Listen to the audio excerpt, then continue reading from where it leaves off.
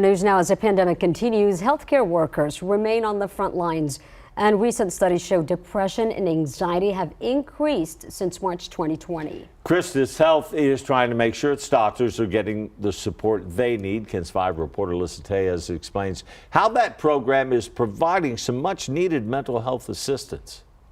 Being a doctor can be a demanding career in more ways than one, especially when it comes to mental health. They're way higher than the national average. A study from the Journal of the American Medical Association shows about 29% of physicians report depression symptoms, and that's only increased since the pandemic. COVID's been a hard time for many people. Early data shows nearly half of medical students and doctors have screened positive for depression and anxiety. Following the suicide of Dr. Lorna Breen, an ER doctor in New York City, hospital systems and different organizations looked at ways to mobilize resources. What could we do better?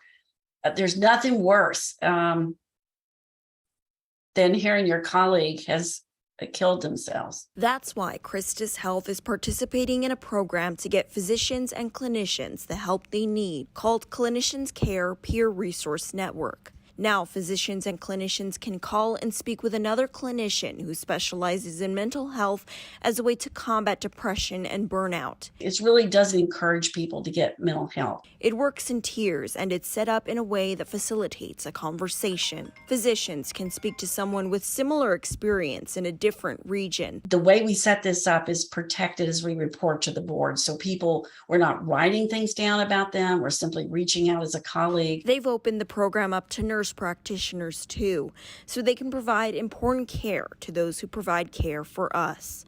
Alyssa Tejas, KENS 5.